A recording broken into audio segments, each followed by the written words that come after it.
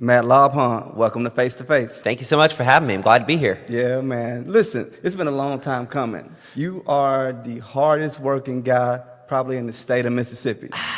Well, I will say this, and I know it's a cliche for a reason. If I'm that hardworking, you see how much harder my wife is working. Man, so listen. without a good family base, guys like us can't do this. Right. So that's actually kind of why I want to go first. How do you kind of balance that out? Essentially, like, you spend so much time doing this, and also at your previous job, you spent so much time at the studio and doing this and getting this off the ground. How do you kind of balance the home life with this? It's difficult.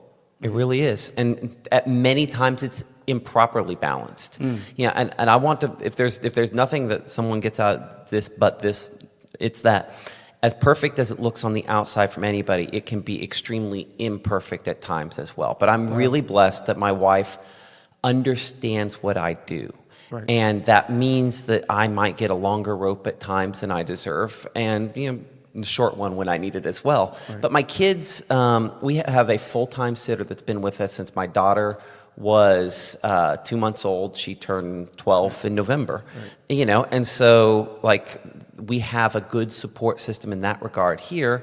Right. And honestly, people are just incredibly supportive outside of my family Right. in ways that it's hard to not be cheered on by that. But it's a struggle, and it does start with faith. Sometimes we don't spend as much time with God as we should. Shout out to God. Absolutely. He's the one that deserves any credit, not me. But yeah, you have to start with that center and build out from there. Because if you start with any other center, a desire to be popular or have a lot of views, that's where things end up crumbling. So has there ever been a time to where you were like, your wife had to kind of reel you in and say, hey, could you kind of spend some time here? Just be more intentional about being at home. Yeah.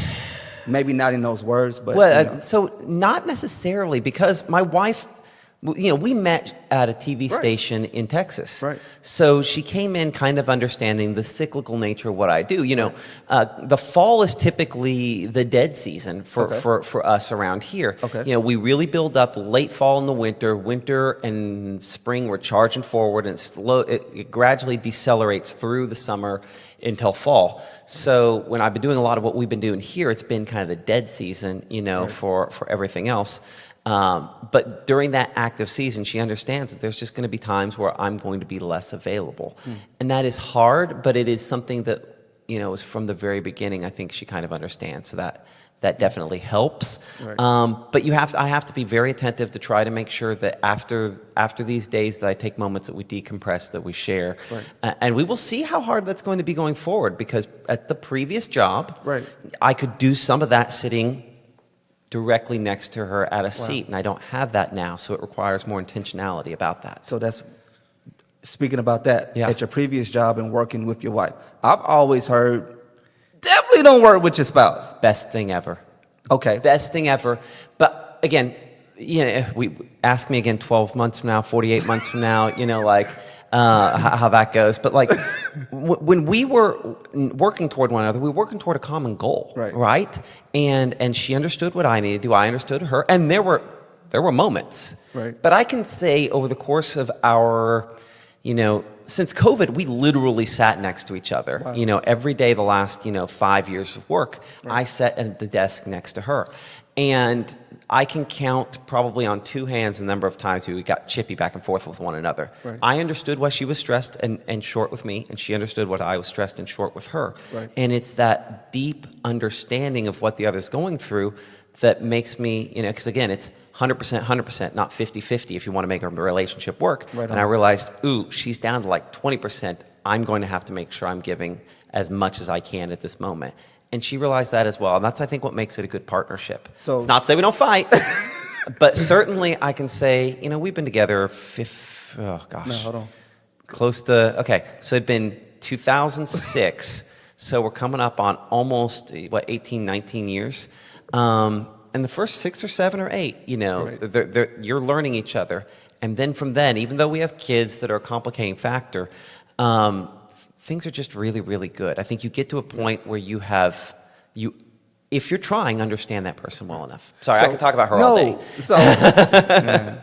So essentially, was it a package deal when you came at your previous job? Hey, my wife. No, it just kind of worked out like that. It worked out like that. You know, in TV, very rarely do you get the move as a package deal. I was the evening meteorologist at the CBS station in Lubbock, Texas, before we moved here, and she was the morning meteorologist at the ABC station. And when we started looking at moving, there were job offers for just her and job offers for just me. Right. And Tupelo just kind of came out of nowhere and very quickly rose to the top. We weren't actually fully looking at that point, but they came and kind of found us. And from the beginning, it was very obvious that we were going to be taken over for Dick Rice, who had been here for more than 30 years. Right. And it was an incredible opportunity to work for what we call legacy station, a long-time, #1, strong, powerful station. And I looked at that. And I told her, I was like, and she knew that, we were probably going to have to move, for just one of our jobs. Right. And I think we both agree, well, I thought, and she disagreed with me, that if everything worked out right and God wanted us to stay, that there would be not just an opportunity, but a great opportunity for her. And that's the way in which God allowed it to happen. I think she thought we were 3 years and out. I was like, this is a good enough station that I think they're going to find a way to make this work. Wow. So essentially, when you went to your previous job, it wasn't to be there long term. That wasn't the thought process. For me, it was. But for not for her. No. So she's a lifelong Texan until we moved here. And I don't know what it is. I always joke that you could have cow patties in the shape of Texas and somebody would buy them. Like, they love the shape of that state. They love that state. They are proud of it in ways that we don't even comprehend in Mississippi. Yeah. Irrational ways to a certain extent. But so when she moved, there was no way she was going to be staying here, long term. Like, this was just the next step.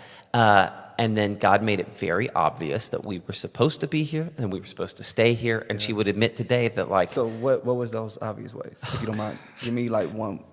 Give me one way.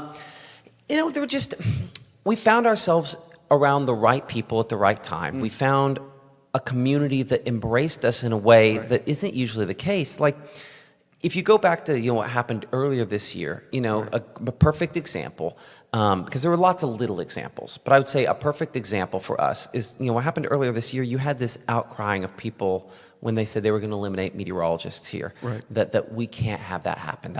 We've got to do something to try to save and try to stop that. Right. People lose their jobs every day. Man. While somebody's watching this, it's not impossible that they've lost a job in the last month or two, and nobody gave up about that. Right. Right. And people gave up big about that. Yeah. When I did, that doesn't happen.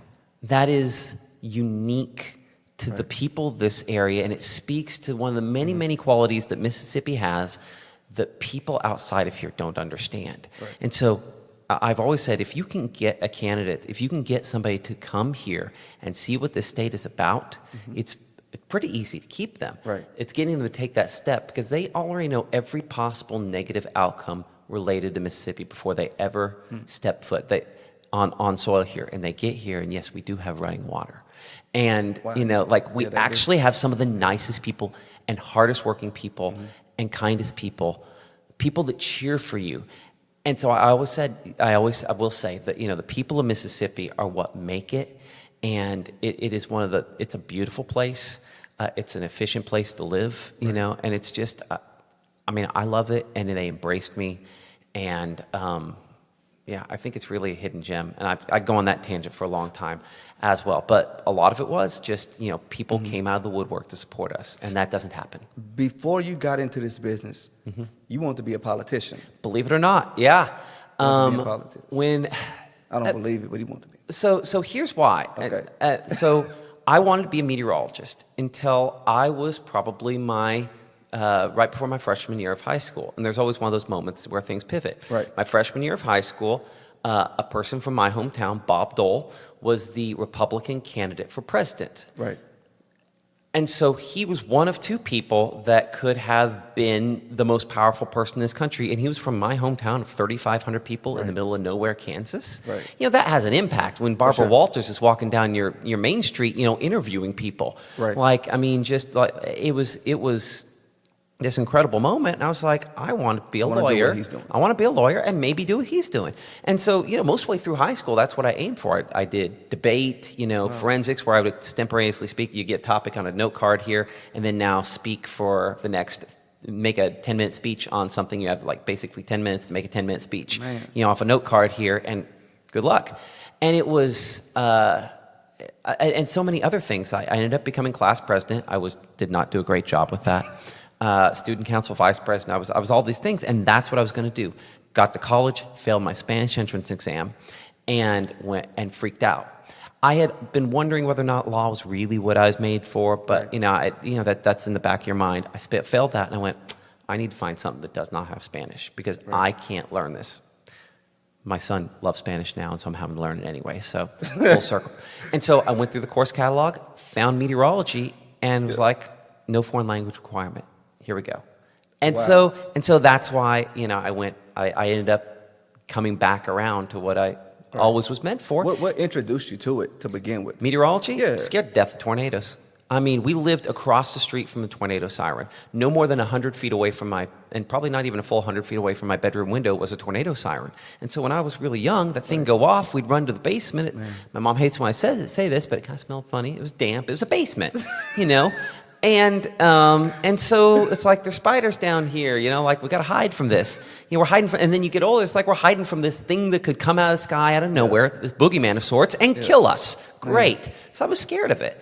But then my parents took my fear and fed knowledge to it. And that knowledge turned into a passion. You said, I'm going to grow up and I'm going to warn people about what started off as a fear. Absolutely. And I think it's interesting how all these things combine, like all the extemporaneous speaking and the debate and learning how to like reason with people, like, in that sense. All these things, I love performing music when I was in high school, so performance, they all come together to make you who you are today based on who God wants you to be tomorrow. Wow. And so... He's preaching. I mean, but it's true. Like, something bad could happen to me when I walk out the door today, and it's okay to mourn in that moment, but understand that God will use whatever sin interjects itself into your life for His ultimate glory. And that's sometimes hard in a moment to see. But yeah, it's amazing how every trip up I've had, and even going back to that little Spanish test, has brought me to right here, right now. And that was, He knew it all. What did every stop, your first initial stop, no, let me not say it like that. What was your thought process when you got your first job? I can't wait to experience this. Tornadoes. Okay. Because I wanted to, in college, I wasn't sure I wanted to be on TV. Mm-hmm. Eventually got halfway through. I did an internship. I loved it. I was like, this is where I bring all my communication, skills in the mix here. I went to West Texas out of college. I took a morning show job because I wanted to be near the dry line. They have lots of tornadoes there. And I felt like I could be kind of like Thomas the Tank Engine, a very useful engine, right? Like Thomas just wants to drag stuff around and be useful, right? And as a meteorologist, you're useful when you're covering bad weather. It's not that we look forward to it. We definitely don't. I enjoy my off season. But, it is what God, gave me the tools to do. And so I was there, worked under a guy named Ron Roberts for 2 years, 3 years actually. Had a couple opportunities to, get in TV. My first chance to be chief meteorologist, I totally flushed that down the toilet because I was arrogant. Speak about that. Okay. Well, and there's an extra component to this. This was right after I met my wife. Okay. And the way TV goes is you work contract to contract. Okay. And so, I had a 2-year deal. My 2-year deal was up at the end of May. I meet and start dating my wife at the end of March. Right. Well, we had met before, but she was the one person, the girlfriend before, told me I couldn't date. It's like, you can't, anybody but her. Anybody but her.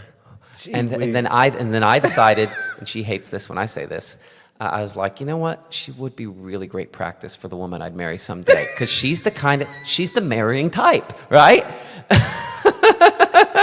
Practice makes perfect. Yeah, you're going to know. Yeah, true, practice does make perfect. So ultimately, so I have met her. I like her a lot. And I have a couple of job opportunities. One to be mornings at a TV station that was in a much... quite a bit larger market, right. And one to be chief meteorologist at another station in a smaller market. Okay. And so I knew I had the chief in the bag. I was going for this morning gig there, and I remember sitting this close to the general manager, person running the TV station, and they're like, well, do you want this job or not? I was like, I'm not sure. I'm not going to hire somebody if they say I'm not sure either, right? Right. So For sure. I'm putting the one, that I know I can get off while I'm trying to figure out if I want this, and I lose them both. Wow. And I can tell you right now, I'd be in a much, much larger place, and I would have been at a TV Wow. station making a lot more money if I would have played my cards right at that morning job. It was the right way to, if I wanted my plan to work, that's what I need to do.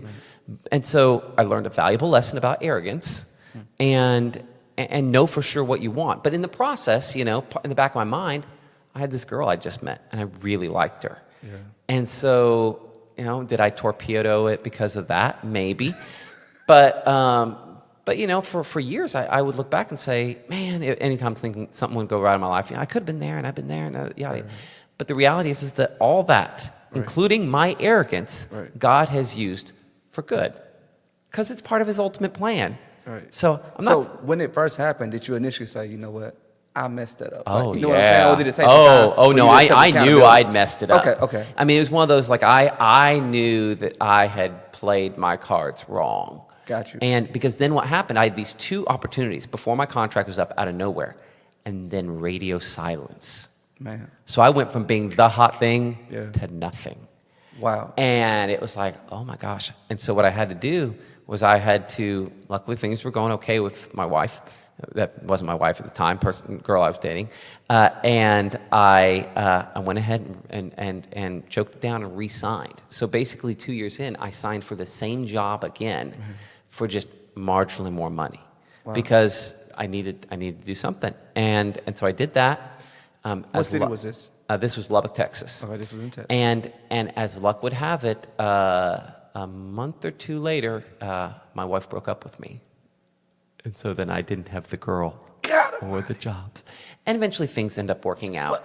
But it was I was very down about this because I'm like, what are you trying to teach me here? He's but he was refining me for my ultimate job, which I then, because of all that and re-signing, 6-8 months later, I had the opportunity to move up to chief meteorologist in that place there. And so then I was able to have that job where I had the opportunity to learn with live fire about meteorology, about covering storms, and ultimately marry my wife, and it worked out. Well, before you go too far, Yeah. Okay, so you lose the two job opportunities, and eventually your now wife, breaks up with you. What did you learn? What do you think God was trying to get out of you at that moment? Losing two jobs. He's trying to break the arrogance out of me, I think. Okay. I don't know. Did you know you had that on you? Yeah, because I'm trying to remember the guy I interned under in college. His name is Brian Busby, and he is an amazing meteorologist. But he used to joke that I had no shortage of confidence, and that was the kindest way he could possibly say, shortage. This guy's arrogant as bleep. So how do you balance out the two? Because if you're going to be successful in this world, in this field, you're going to have a lot of confidence. Confidence? Where does your confidence come from? Does your confidence come from you? Are you pulling it out of the air, or are you rooted in something authentic? And so that's part of why when we moved to Tupelo, it was kind of like Matt 2.0, right?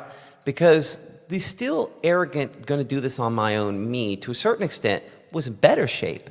But, I get back together with Emily. I get the opportunity to move to chief meteorologist. And I then spend 4 years as the lead meteorologist for a TV station in Lubbock, Texas.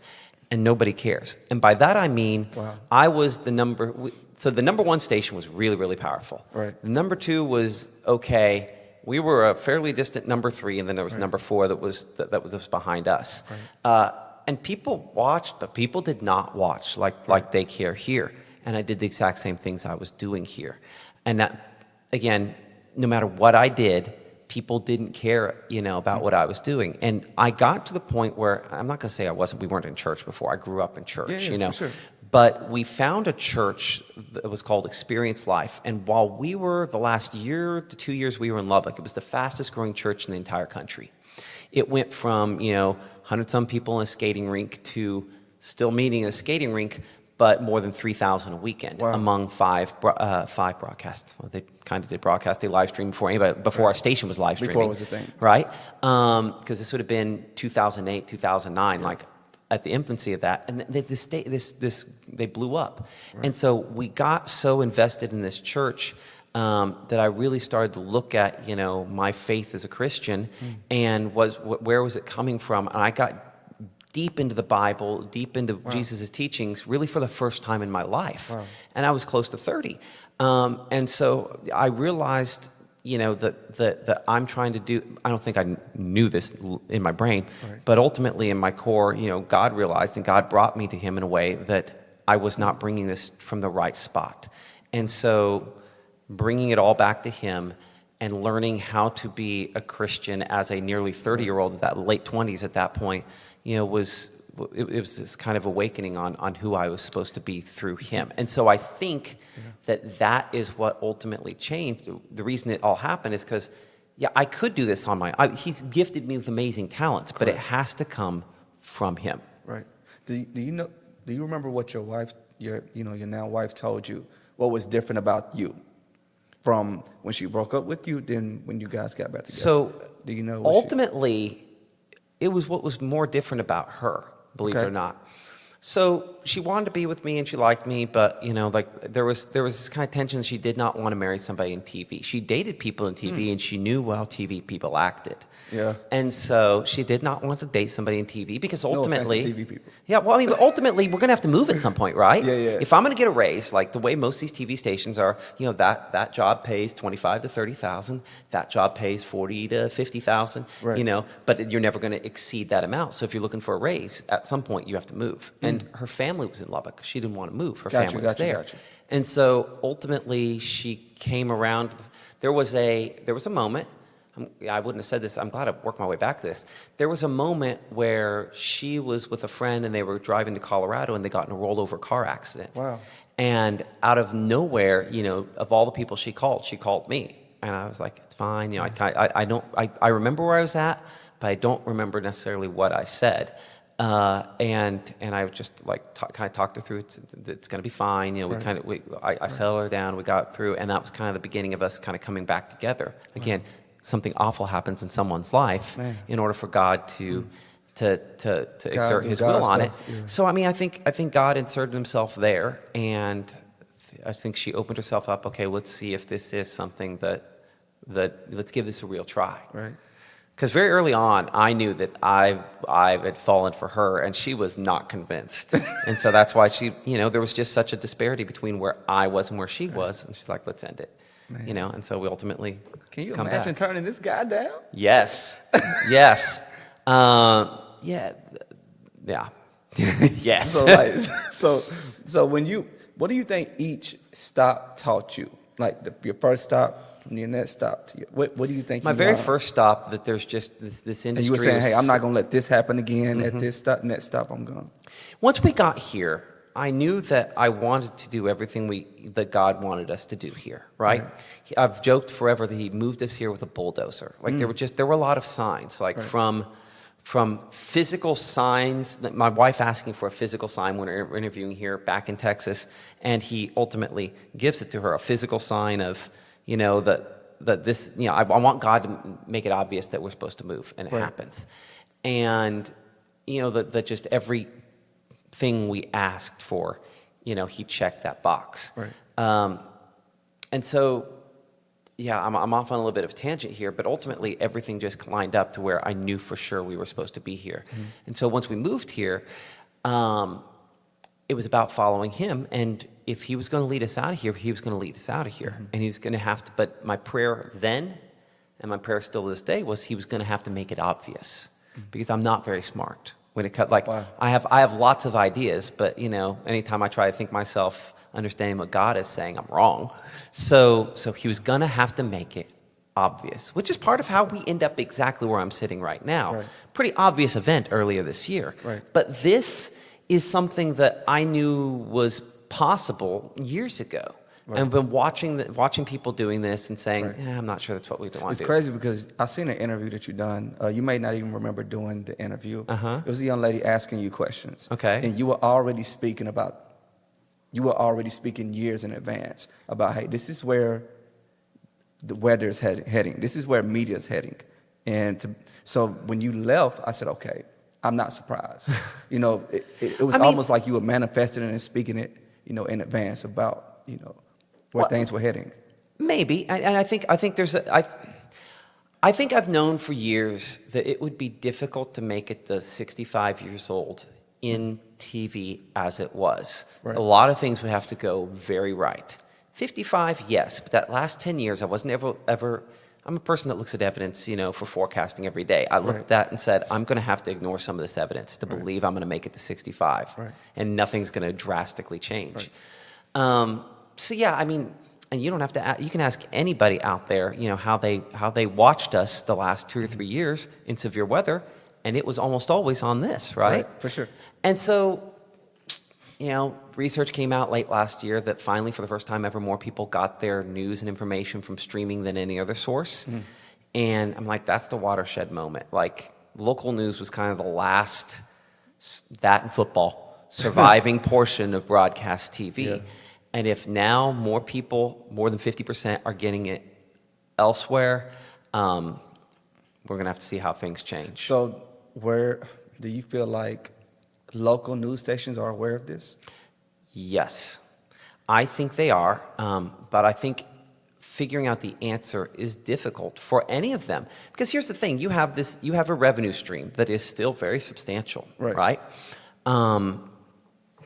But if I have a digital app that has millions of impressions on it, right, over here, and I'm talking about like a TV station, I'm not selling necessarily millions of impressions for the price this is over here, but I can get millions over here. As soon as I sell this based on the true number of impressions you can get, it's like, well, why am I paying full price for this? Wow. And so does that then make people wholesale jump from here to there? That's one of the questions. But I would say that in general, if you just take that end out and you look at the consumption, I mean, we've known this is where this is going for years. It's just very difficult to transition.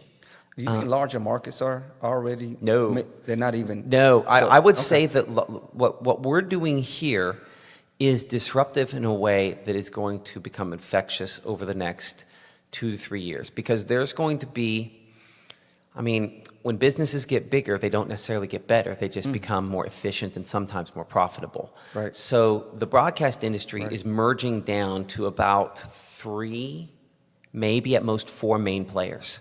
Wow. And they're waiting on the FCC to make certain changes and guidances that might happen before this comes out, and might still be going on after that, so that owners can own more TV stations. Well, what is the benefit of owning more TV stations? To be able to have a size that allows you to negotiate better. It also allows you to eliminate competition. Got you. And a large portion of that, they're operating under the guise of, well, we're trying to stay competitive with digital. Well, you guys are still the big guys. You're still the ones making the real money. Yeah. But so you're going to see this consolidation. Huntsville is going to be a perfect example of this. I think in Tupelo, we're going to hopefully be okay here for a while. But Huntsville is a good example. You have 4 TV stations in Huntsville. Okay. And after mergers that have been announced this year are concerned, you're going to be down to 2 owners. They're not going to continue operating 4 full staffs at TV stations. They're going to consolidate. So as that consolidation happens, you're going to have layoffs of people on the news end, but people on all the behind the scenes as well. And that way you're going to be able to have, at what would have been our sister station in Huntsville, the SEC on ABC. Come on, that's where the money is. Yeah. So do you need news on that station, or are you just going to sell all those Alabama ads, right, and Auburn ads? So you can consolidate for that programming and put the number 1 news staff, which is the owner. They have basically the number 3 and the number 1 station. So you have the station from the number 1 news staff broadcast on that one as well. And so you've now maybe improved the product, maybe not improved the product. You certainly haven't increased the number of voices. Right. And so you're seeing this consolidation, and that's going to lead to layoffs. And it'll be interesting to see. I've talked to some industry experts. I've said at least 10 to 15% of the industry is going to get laid off in the next, once the approvals come in, the 18 months following the approvals of these mergers.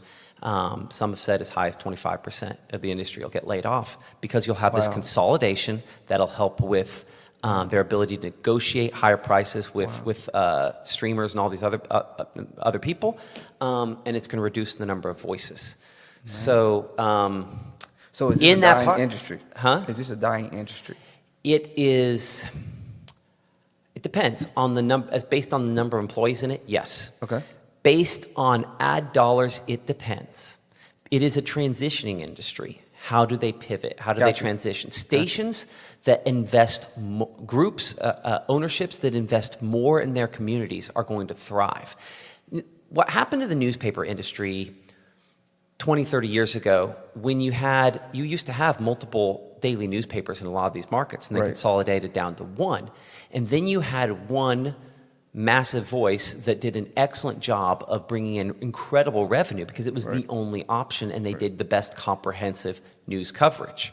It's hard for a TV station to do the same coverage a newspaper can do if fully staffed because there's just not enough time, right? You add an extra page to the newspaper and Yeah, you're for fine, sure. you've delivered it. Or an extra, story on the website. There's only 30 minutes of actual time in a newscast unless you go 24 hours. And so because of that, they made massive money during that consolidation because they invested in the communities. So if TV stations and groups are able to invest enough bodies to where they can take what has now turned into a weakness in the newspaper industry and produce more quality local stories, there's a potential this could become way more lucrative if you can have these entities TV stations now, but ultimately these multimedia companies that become these multimedia hubs for the region. Because there is a thirst for accurate news in this AI generation for sure. that these trusted brands that TV stations have built will be able to leverage, assuming there's enough money that they can reinvest. And one of the big problems with the industry, and I'll be No, short you're on good, this, you're good, you're fine. one of the big problems with the industry is it's so debt-laden. You've had merger after merger after merger taking on more debt and more debt and more debt that you have to have more profit to pay off the debt load that they have. So is cutting staff a way of? It was in the case of, You know- of our situation here. And again, not that I won't get into my specific situation, but so yeah. If you're cutting staff, is it the on-air personalities or is it the people behind the scenes that Both. people don't? Okay.